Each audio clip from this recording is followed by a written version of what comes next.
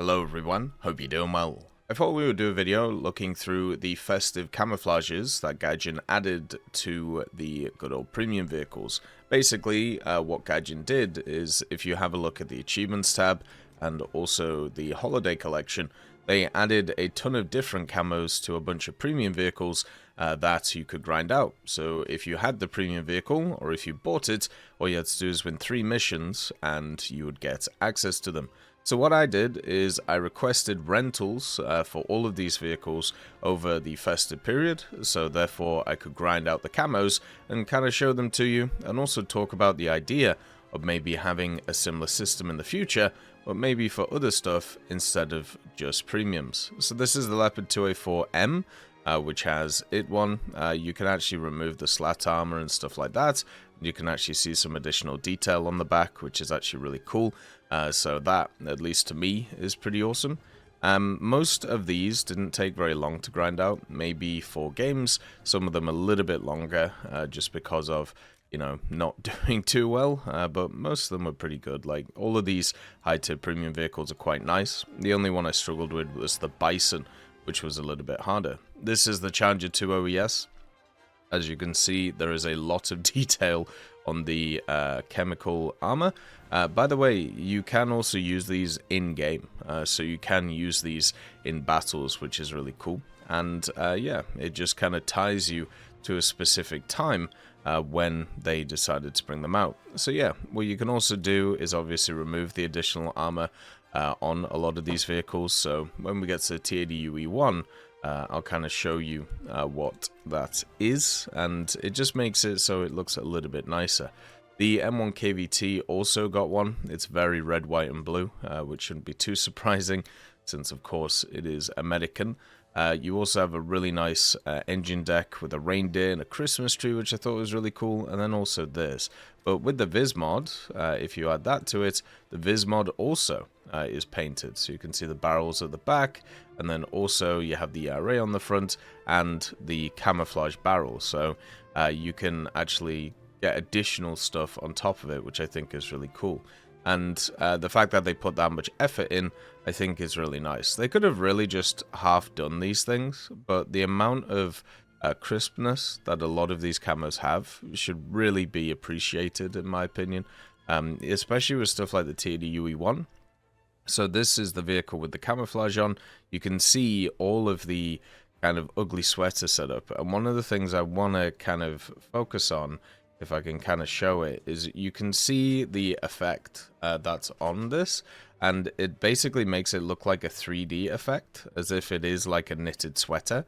You can see it right here, and this is present on all of the vehicles. It's just easier to show on the T-80 just because of the fact that it's got a lot of colors intersecting. And then even under the camouflage, like, look at the detail that they put into to make this kind of sweater camouflage. It just looks really cool on this thing, and I know in battle it's something that's a little bit crazy, it's a little bit wonky, and generally, you know, will give away your position, but at the same time, it's just kind of cool. Another thing about it is, if you don't want to see these camos, in the customization options of War Thunder, you can turn these off, so you don't ever have to see these in game when they're used by other people. You can see here on the A-10A Early, you have the good old snowman, some Christmas presents, which is pretty cool, and then it's kind of tied up like a present, which I think is really awesome.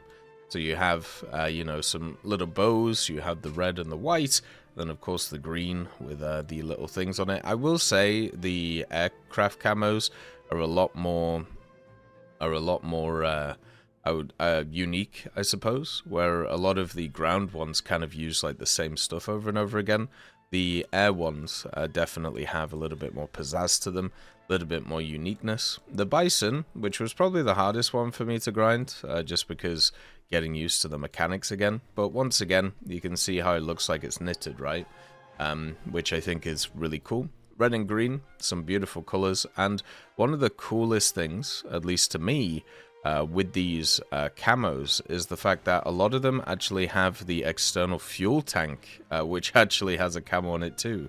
You can see the fuel tank here actually has access to this, which is really nice. And then of course the cone on the front where the radar is is also covered. So this just looks really cool. I don't know how else to put it. Like this type of camo, I hope they do like every year, but I hope they don't just do it for premium vehicles and they do it for other stuff.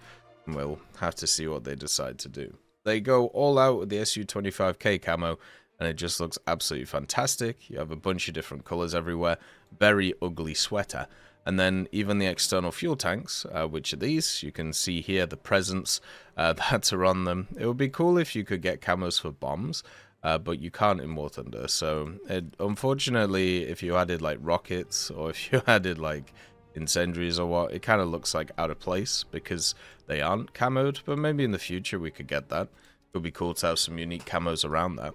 Then you have also a reindeer there, and then you have all of the wonderful stuff at the back too. But the amount of detail that's on these external fuel tanks is so cool, and I really enjoy it. Also in the engines, there seems to be a little bit of something too. Some dots which are there. Maybe it's supposed to be like Rudolph with its good old red nose and probably red eyes. Why not? So the last one is the Tornado IDS, which is the German one. You can see here, you have the green and the red pattern, very much ugly sweater-esque, and then also the snowmen on the back with the reindeer too. And this one I think probably looks the best formulaically for a vehicle like this. On the externals as well, you do have a camo. The camo's not as cool on this one because it's like there's just a block of purple for some reason. It kind of looks unfinished compared to the rest since there isn't really any purple on the rest of it. But yeah, it's at least got a bit of a camo to it. And I really like the fact they put a lot of effort into these camos. I understand they are for promotional purposes and they are to try and get people to buy these things. But at the same time, they just look really cool. So after looking at the camos, what I wanted to talk about is maybe the implementation of similar systems in the future. Maybe not just for sales events, but for also other things. The problem with doing them for sales events, like they did over this Christmas period, is the fact that not everybody gets sales at the same time. So, for example, PC got the sales, the pack sales. PlayStation also got some kind of sales. Xbox didn't. So, if you wanted to grind out these vehicles on Xbox, you either had to already have the vehicle, or you had to purchase them at full price, which obviously isn't good and not the whole point of this setup. The only one that you could get technically for half price was the Challenger to TES OES, which is a G vehicle and also a pack vehicle for some reason. Don't really know what's going on there. But the idea of having these like individual events where you are given a set of camos to kind of grind out and get along with either discounts for things or along with other events, I think has always been quite fun. Like even for example in the Winter Tales event that we have right now, there are some unique camouflages that you can grind out for the different vehicles, so therefore you can make them look really nice. You know, every single vehicle has a unique camo to it. But imagine if for the pages of history, if you complete, I don't know, a month of the pages of history, maybe you can get a unique camo which was used by the person, such as Vasily Matsievich, which is one of the guys this time. The other thing is Vasily Matsievich used, or his squadron used, the Spitfire, which is in the premium section for the Russians. So maybe if you grind out this page of history, maybe you can get a percentage decrease on the cost of that Spitfire, and then if you get it, if you win 3 to 5 battles, there you go. You get a unique camouflage on it. This was something that they dabbled with last year, well, last year now, which was kind of a setup where you had memes on the Russian YouTube short side of things, which were, there was a lizard man, there was like a big buff Gopnik dude, and there was another guy who was kind of just like a standard commander, and basically they linked these things to specific packs for vehicles, and then if you picked them up they were discounted, and if you already had the vehicles, if you won like 5 missions, you got a title and you also got a profile picture. And this was a way of kind of promoting the vehicle alongside of what was going on. And for me, I feel like stuff like, you know, timed camouflages for specific vehicles, even if they aren't premiums, just sounds like a really good idea. Just a way of being able to get people to maybe loving the unloved a little bit, and also just give people a bit of a difference in terms of, the game. Now, I know in War Thunder now we have a lot of camouflages for a lot of vehicles, but there have been some that have been removed in the past, and also there have been ones where decals have been removed too. You may remember the weekly decals that used to be here. Well, they've kind of gone, right? They just haven't come back. Even though they said they were going to come back, they just haven't. So, it would be nice to maybe see some of those in the future. So what we could do there is actually have a few vehicles which have access to those type of decals. Maybe they could link those decals to specific vehicles at specific times.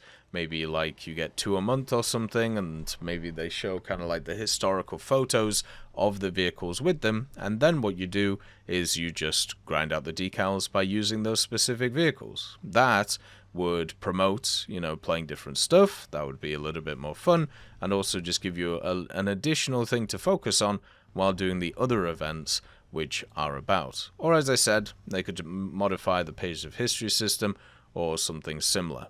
I'm just hoping that in the future we do get more camo stuff, because in general customization in War Thunder is very nice, and it is one of the growth areas that they've started really hammering down, which I think is pretty cool. Hopefully in the future they can continue to do this, because I generally think it would be super important. As always, I hope you have a wonderful day, and I'll see you next time. I'd just like to thank GMG Smiley, CD Beans, Chieftain Mike, EMN3 Galaxy, Tulio Pontecorvo, Brendan Quinn, Carrion Crow, Gus Irenicus, Pyman, Wartinder, Teddy, Daniel Stanton, Martinez, B. Young, Ozzy Panzer, Alan Hacker, Liam Shear, Opium Prime, Lafouche, Sem Aslan, Uncle Bean, and Derek R. for supporting the channel.